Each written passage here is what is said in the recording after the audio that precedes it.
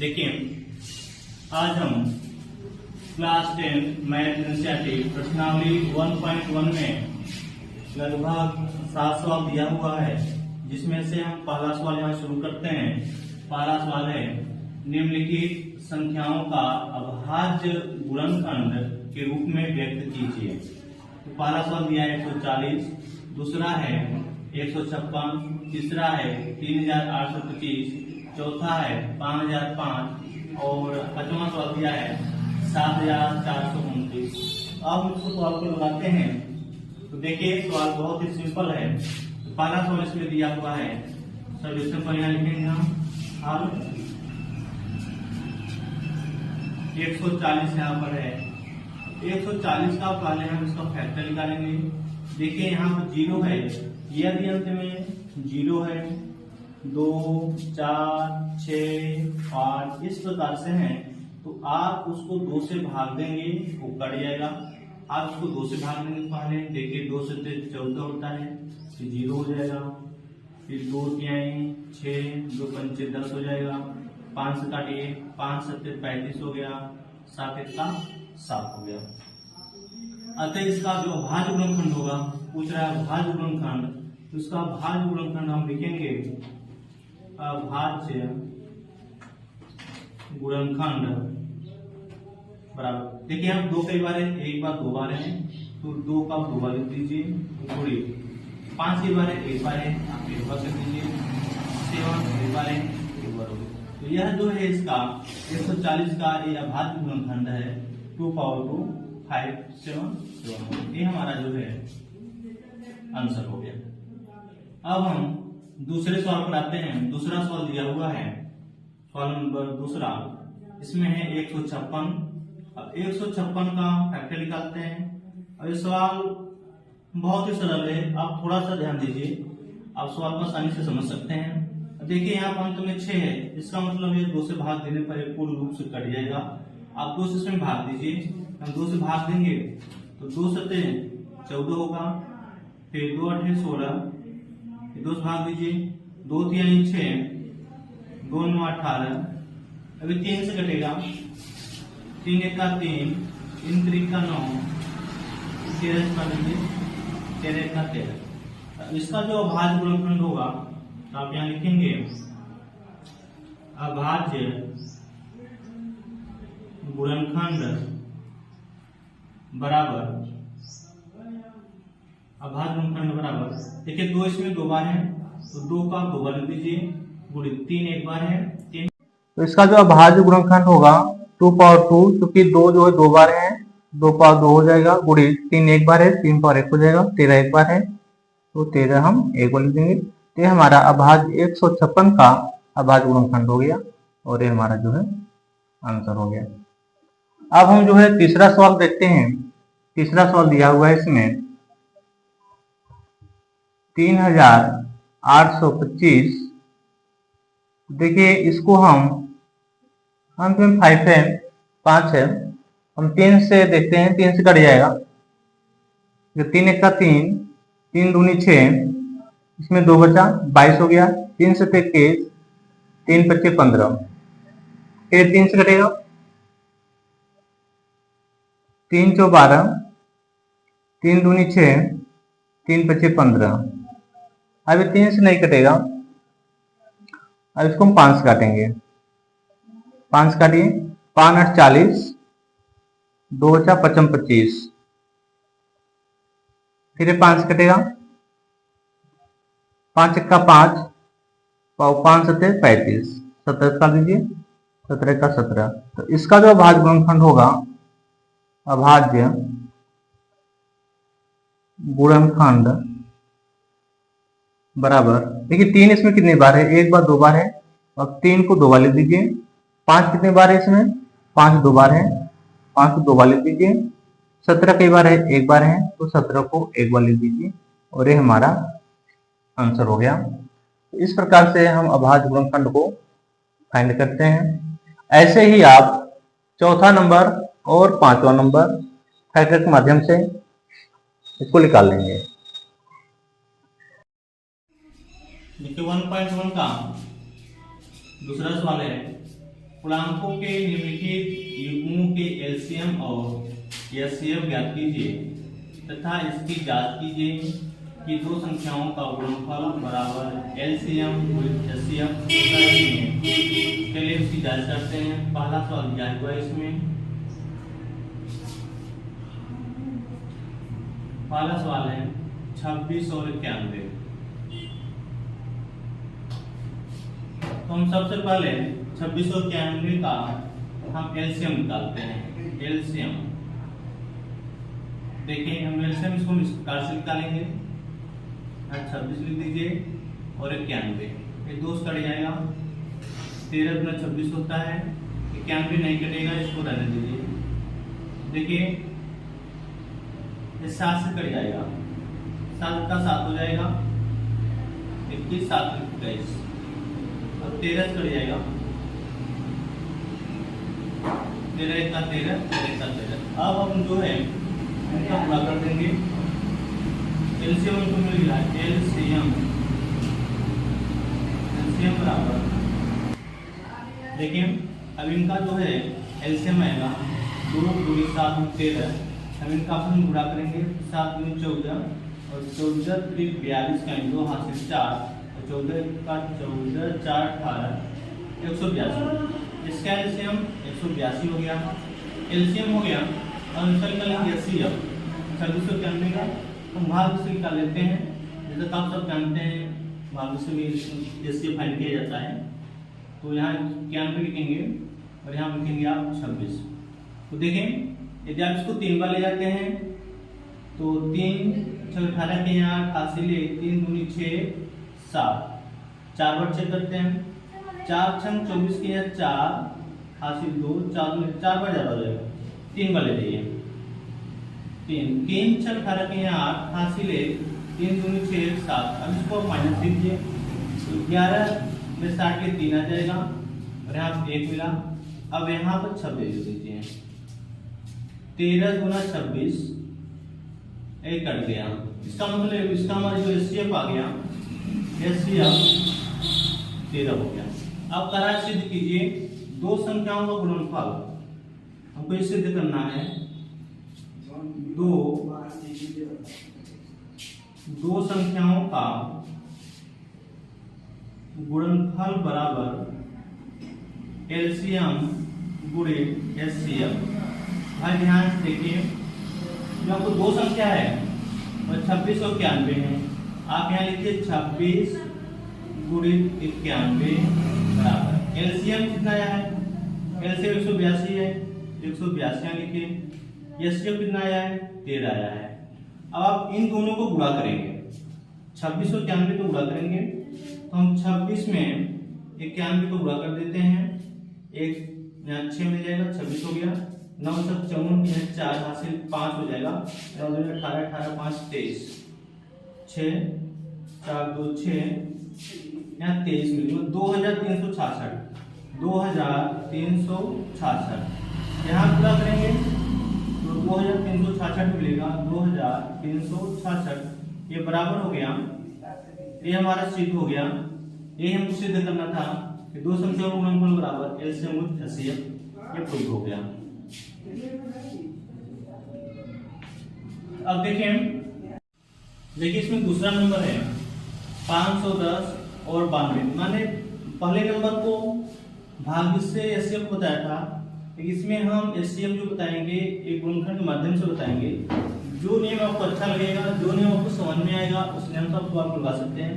फिर 510 है, यहाँ पर 510 हम फैक्टर करते हैं तो 2 कटेगा, फिर 3 से 5 से और 17 से। ये हमारा 510 का भाग गुणनखंड है। 92 है, 92 का जो हमारा भाग गुणनखंड आएगा, पहले 2 काटेंगे, फिर 2 काटेंगे, फिर 23 से कटेगा। अब देखिए इसका हमको एचसीएफ में मिलता है। एचसीएफ मतलब होता है जो दोनों मिले, जो दोनों में उभयनिष्ठ हो। क्या मिला है दोनों में? सिर्फ 2 यहाँ पर है, 2 यहाँ पर है और कुछ भी नहीं मिल रहा है, तो इसका एचसीएफ 2 हो गया। एलसीएम क्या होता है? हम पूरा लिखते हैं, कोई डबल है उसको एक लिखते हैं। तो देखिए यहाँ 2 डबल था, एक को लिखेंगे, इस 2 को भी लिख लेंगे, फिर 3 लिखेंगे, फिर 5 लिखेंगे, फिर 17, फिर 23 और इनका मल्टीप्लाई करने पर हमको मिल गया 23 या 460। अब हमें जांच करेंगे कि दो संख्याओं का गुणनफल बराबर एलसीएम एचसीएफ ये होता है कि नहीं होता है। तो दो संख्या हमारे पास क्या है, एक 510 है, दूसरी संख्या क्या है 92। 510 और 92 बराबर एलसीएम कितना है 23460, 23460। एचसीएफ कितना है 2 है, 2 लिखेंगे। अब इसका गुणा करेंगे तो हमको मिल गया 46820। यहाँ पे उनका मल्टीप्लाई करेंगे तो 46820 आएगा। हमारा दोनों बराबर हो गया और दो संख्या का गुणनफल बराबर एलसीएम एचसीएफ आ गया और ये हमारा प्रूव हो गया। इसी प्रकार से आप तीसरे सवाल को आप लगाएंगे। जो कुछ समस्या होगा हमको कमेंट करके बताएंगे।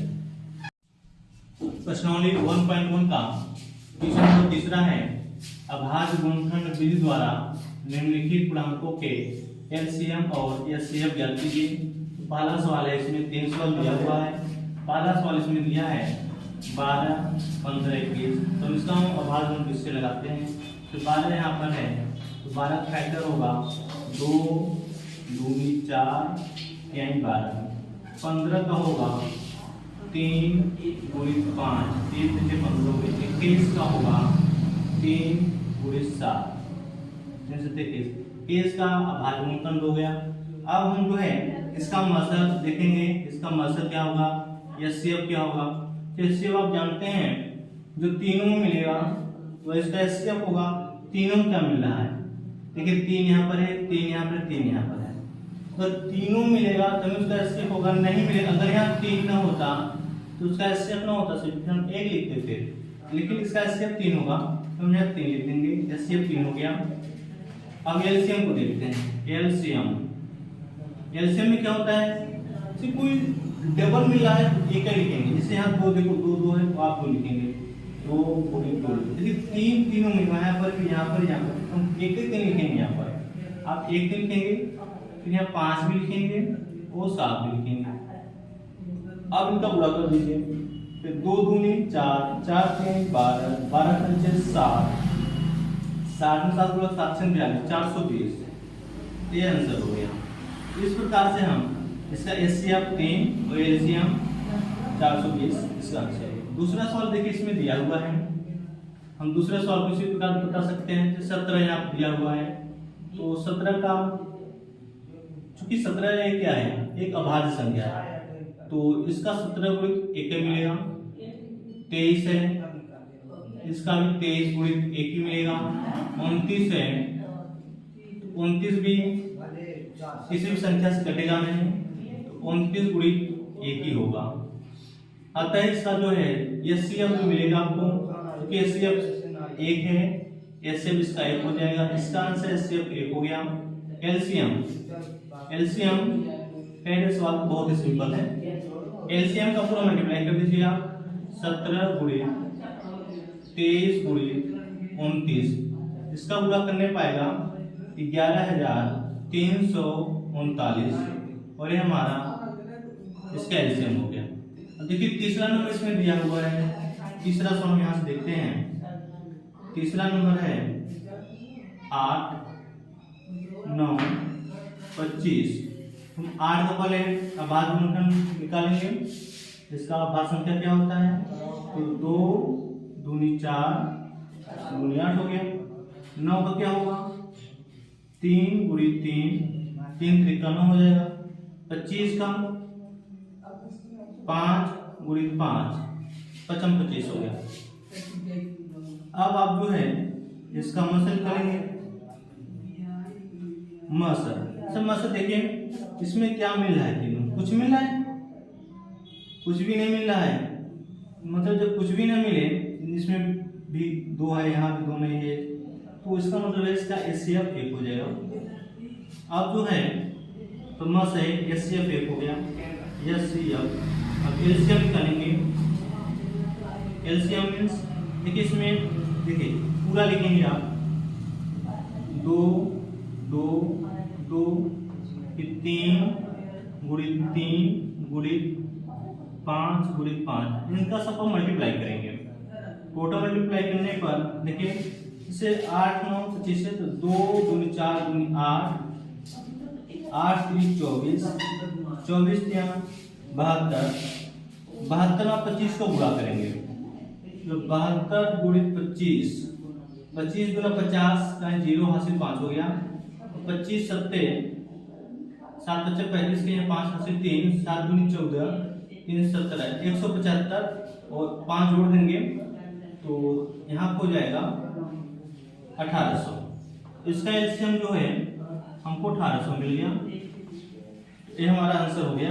इस प्रकार से हम यहाँ पर 12 16 12 15 21 17 23 29 8 9 25 तीनों का अभाज्य गुणनखंड किससे एलसीएम और एचसीएफ को फाइंड किया गया है। देखें क्वेश्चन नंबर 4 है प्रश्नावली 1.1 का, इसमें दिया है एचसीएफ 306 और 657 का 9 है। एचसीएफ 9 दिया है तो कह रहा है एलसीएम 306 और 657 का हमको एलसीएम ज्ञात करना है। देखिए आप जानते हैं कि दो संख्याओं का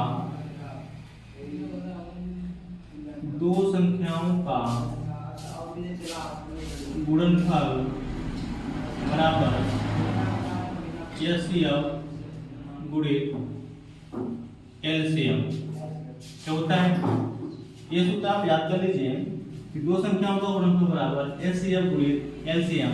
क्योंकि दो संख्या क्या है, दो संख्या आपके पास है 306 गुणित 657 बराबर एचसीएफ दिया है 9 यानी कि 9 गुणित एलसीएम हमको निकालना है एलसीएम। आप भाग दे दीजिए इसमें, एलसीएम बराबर हो जाएगा एलसीएम बराबर 306 गुणित 657 बटे 9।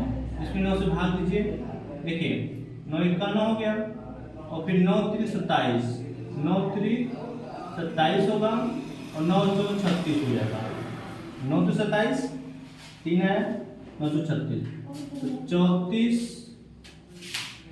तो 34 गुणित 657। अब इनका जब हम गुणा करेंगे तो इसका आंसर हो जाएगा, गुणा करने पाएगा मिलेगा तो 22,338। ये हमारा आंसर हो गया। देखिए क्वेश्चन नंबर 5 है 1.1 का लास्ट टाइम कमेंट है। जांच कीजिए कि क्या किसी प्राकृतिक संख्या n के लिए संख्या 6n अंक 0 पर समाप्त हो सकती है, ये हमको जांच करना है। देखिए इसका नियम क्या होता है, 6n का भाज्य गुणनखंड 2 गुणित 3 होता है और 6 का जो भाज्य गुणनखंड को 2 3 ही हमको मिलेगा। याद कर लो, जब कोई प्राकृतिक संख्या जो शून्य पर समाप्त हो सकती है उसके भाज्य गुणनखंड 2 गुणित 5 के रूप होना चाहिए, n के रूप का होता है, मतलब 5 दूनी 10 इसके रूप होना चाहिए, 25 n के रूप में होना चाहिए, तब तो 0 पर समाप्त होगा। यदि ऐसा नहीं है तो 0 पर समाप्त नहीं हो सकता, अतः 6n 0 पर समाप्त नहीं होगा। देखिए क्वेश्चन नंबर 6 है, प्रश्न है तरा व्याख्या कीजिए 7 गुणित 11 गुणित 13 प्लस 13 और 7 गुणित 6 गुणित 5 गुणित 4 गुणित 3 गुणित 2 गुणित 1 प्लस 5 भाज्य संख्या क्यों है। भाज्य संख्या क्यों है ये हमको बताना है। चलिए हम देखते हैं भाज्य क्यों है। यहाँ लिखते हैं 7 गुणित 11 गुणित 13 प्लस 13। जैसे इसमें कॉमन क्या है 13 है, इसमें 13 कॉमन लेंगे, यहाँ हमको मिल जाएगा 13 कॉमन लिया गया तो यहाँ बचा 11 को 7 गुणा कर दीजिए, 11 को 77 प्लस 1 मिल जाएगा 13 गुणित 7 यहाँ 78। देखिए इसका जब हम गुणा करेंगे यहाँ 13 यहाँ 8 है 78 है, इसका 78 जो है किसी दूसरी संख्या से कट जाएगा तो दोष कर सकता है और अन्य संख्या से कट जाएगा, अतः यह संख्या भाज्य है, अतः यह भाज्य संख्या है।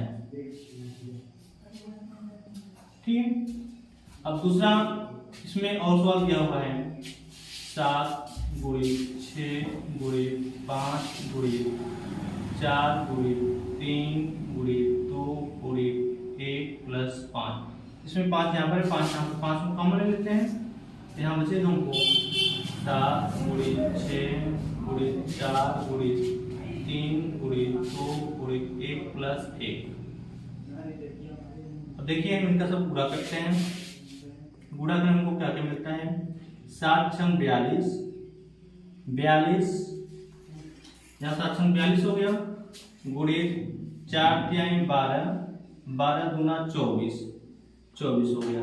अब 42 में हम 24 का गुणा कर देते हैं, 4 दूनी 8, 4 चौ 16, 2 दूनी 4, 2 चौ 8, 8 6 4 10, 8 1 9 10।